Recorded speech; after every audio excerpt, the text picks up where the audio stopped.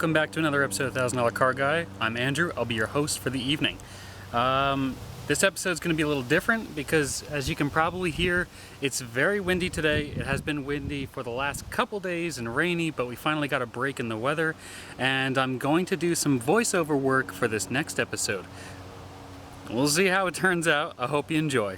Unfortunately for you, this episode's not going to be about that or that, but in fact, this. If you're wondering why that tarp is over the door, it's because the window has fallen inside the door and we can't get it back.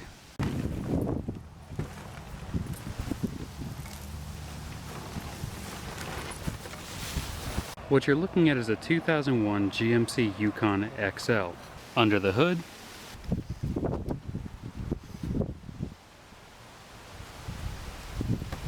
well, I can't show you what's under the hood, because the pull tab has stripped completely. What you would have seen underneath the hood is a 5.3 liter LS engine. The interior is not in great condition. It was owned by a mother with many children. The exterior is not in great condition. The other side of the exterior is not in great condition. Honestly guys, this is the same as it ever was. I mean, we got this thing as a package deal, and oh man, do I even want to get into story time right now? So if we're doing this correctly, you're seeing me walk into the truck. Okay, so story time. 3 weeks ago, I found a Subaru Legacy GT 2002 on Facebook Marketplace.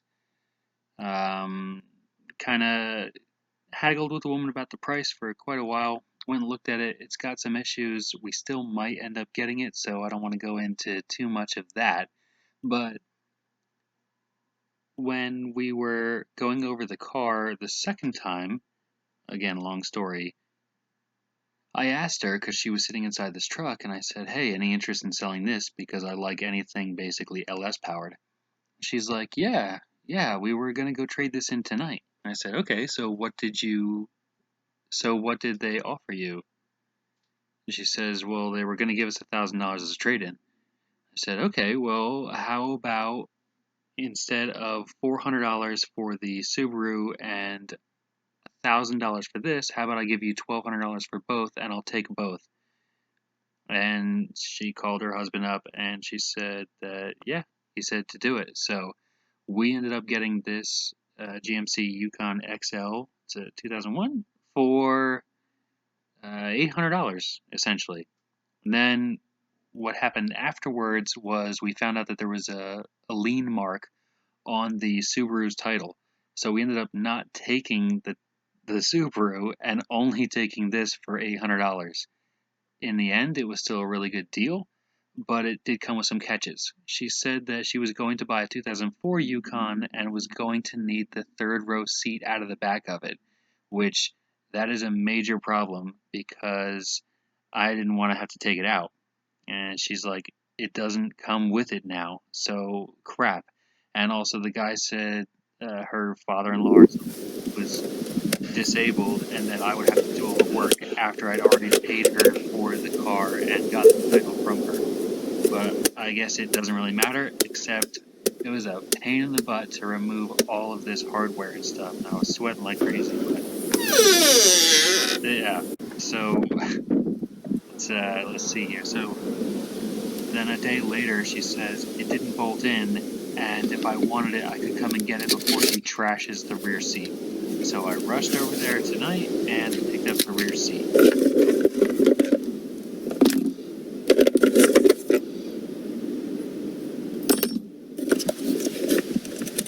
This was all slimy inside here. It got all over my hands, you can see it. Holy crap! That's actually valuable. Oh. So it's a Liberty dime. That's actually valuable. Oops. There was a whole bunch of rocks inside this, which I guess is getting more popular around us, painting rocks and hiding them so that other people can find them. I ended up giving them all to my son. That little stick is holding up the window. And now it's not.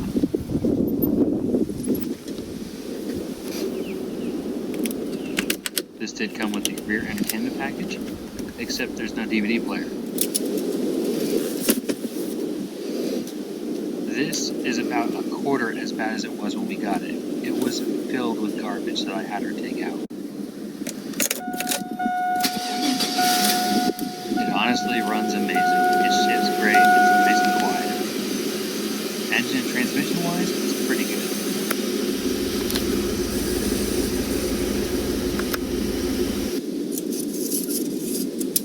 Just checking the oil level for the first time, like an idiot.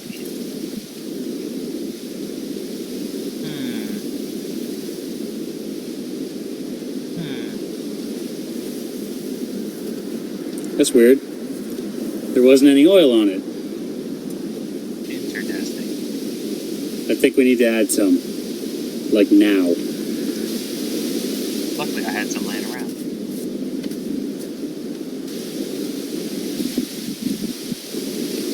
Perfect.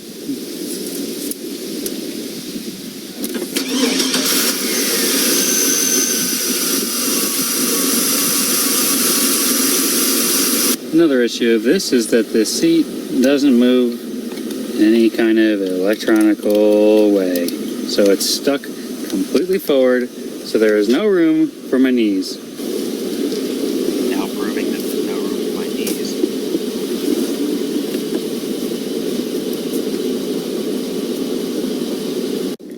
Besides that, the computer tells me that the parking brake is stuck on, even though it's not, and it chimes at me all the way down the street.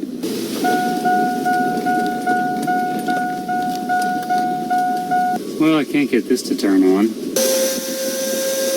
it's time to back out.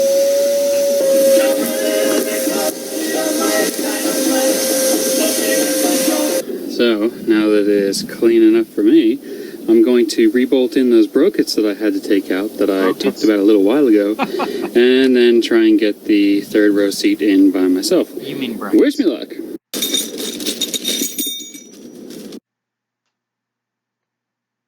Just a time lapse of me putting everything in because nobody wants to waste their time.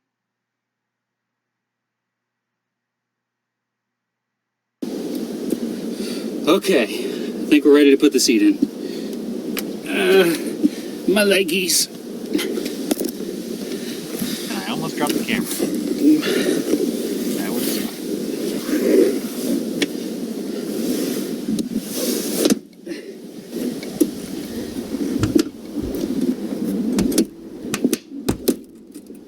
How is it? Done. Now on to the middle row. Okay. Ugh. So much sand.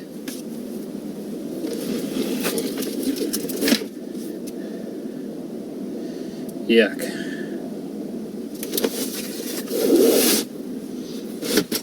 Double yuck. People are animals, I tell you. Now that the truck's quite a bit cleaner, I still need to wipe down all the surfaces inside, but at least vacuuming's done and getting all the sludge out of the car seems to be over with. The next thing I need to do is a little bit of research. I need to figure out how I can move the driver's seat manually backwards just to gain a little bit more room, and I have to figure out why the ABS light keeps going off and chiming and being really annoying.